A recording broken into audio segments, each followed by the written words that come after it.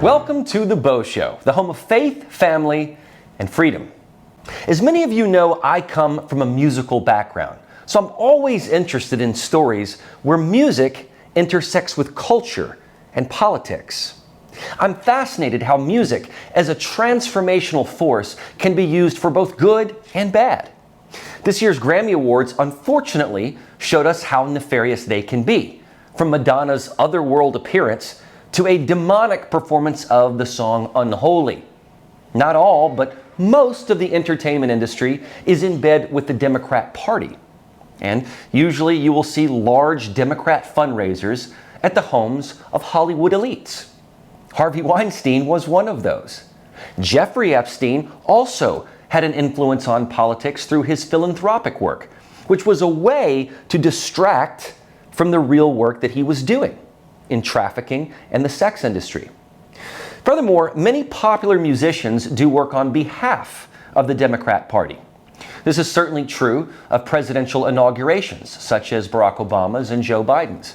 Biden even used acts like the Jonas Brothers and Olivia Rodrigo in an attempt to get Gen Zers vaccinated and push unsound science. This has to be viewed as part of a machine that works collaboratively. Democrats use Hollywood, Hollywood uses Democrats. It's a symbiotic relationship. The problem with this conglomerate is that those who wish to be entertainers are forced into this box. It's a unified block, so you can't deviate from it. If you voted for Trump, you better not say that out loud, because it will get you blackballed very quickly. There is no permissible diversity of thought, only gender, race, and orientation.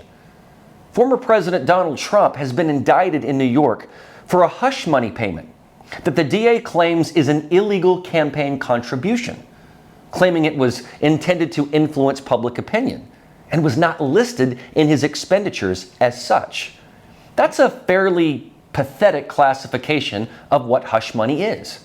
But it's the one leg Dems have to stand on in order to damage Trump's 2024 chances, which could also be seen as election interference, the constant political witch hunt to take him down. But what if entertainers use foreign money to influence a campaign or a politician? Remember that for 3 years, Democrats in Congress wanted you to believe that Trump had colluded with Russia to secure a 2016 victory. Adam Schiff was convinced of it.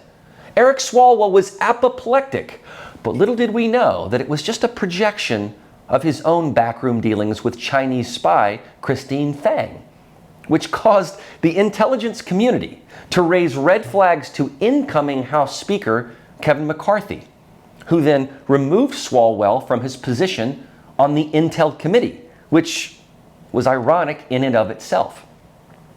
So we know that Hollywood types usually support Democrats, but what lengths will they go to do so? We know that they will break out their guitars, their amps, and turntables, but will they seek foreign money? Well, it appears that way. Pras Michel, a Grammy Award winner and former rapper for the musical group The Fugees, was just found guilty in a federal court for colluding with the Chinese government. You probably know the Fugees from their hit song, Killing Me Softly.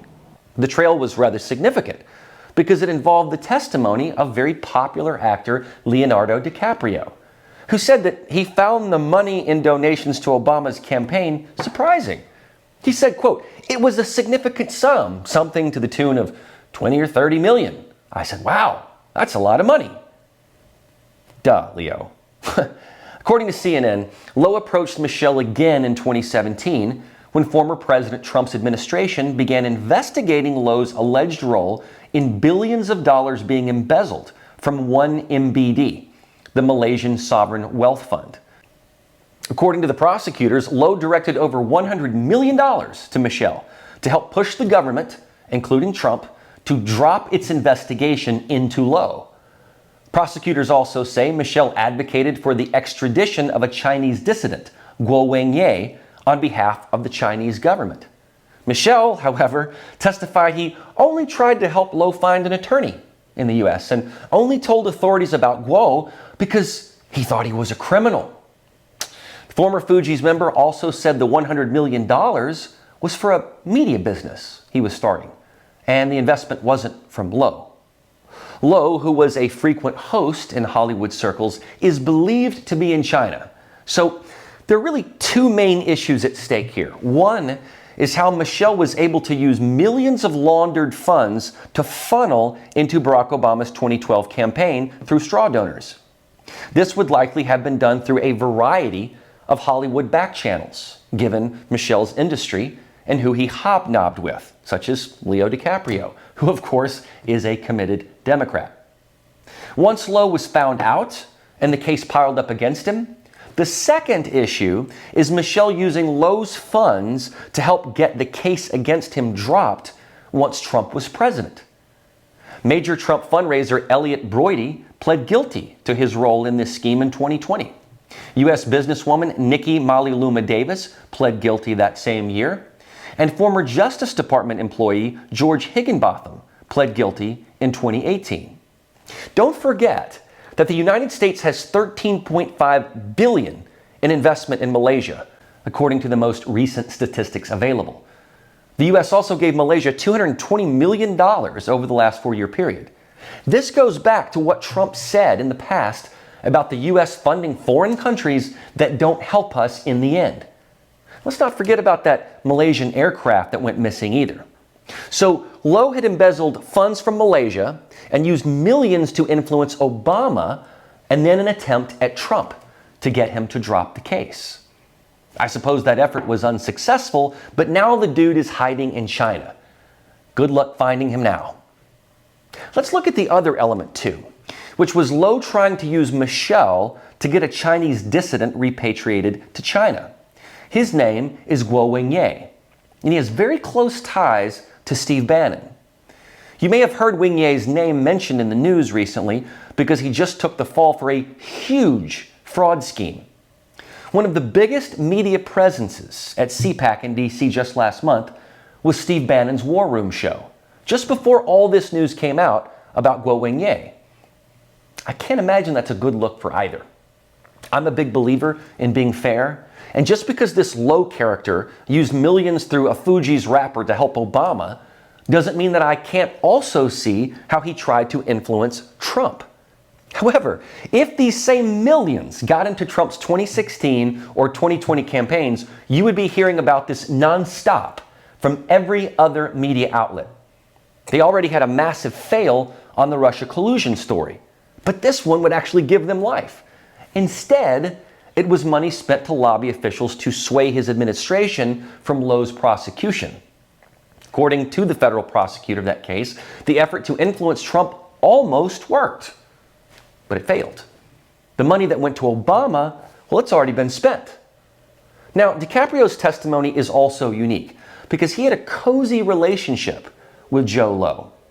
Low helped finance some of DiCaprio's charity work, as well as his film, The Wolf of Wall Street.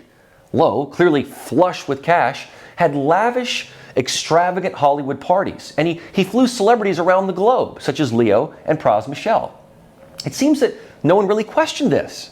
And Leo, who should be much more savvy about political donations, never seemed to raise an eyebrow that a foreign national was funneling $20 to $30 million into the Obama campaign via Pras Michel. See, this is why these Hollywood charities, which give celebs such good reputations, are very problematic. You know, many knew Jeff Epstein through his various charity work, but that's exactly the wolf in sheep's clothing, rather than Leo's Wolf of Wall Street. Charities command big money, and where the money actually goes is suspect. It's a way of preying on people's emotions and their wallets. Low clearly used his deep pockets to get on A-listers' good side with his charitable contributions. Next thing you know, you're on his private jet, which is how, of course, every celeb thinks that they should be treated. Low finds a partner in Pras Michel, who has access to all of these people, and bam, you have a recipe for political success. You know, I will admit that whenever I've been in political donor events, I get kind of uneasy. It just unsettles me to see that much money flowing through one room, knowing that favors are attached to this money. Charity events don't give me quite as much queasiness, but I always do my research and my diligence before I go sing at an event. I need to know where that money is going. But in Hollywood, no one cares. It could be save the whales or save the fishnet prostitutes. You go with the flow. While Low and Michel may take the fall for this, who are the 20 straw donors who accepted the $21 million to funnel to the Obama campaign from a foreign entity? I would like for that list to be released, the same way that we want the Epstein client list to be released. These 20 donors are likely highfalutin Hollywood types. It was alleged in the case that Michel was paid $70 million to do this influencing. Now, think about that. Why rap anymore?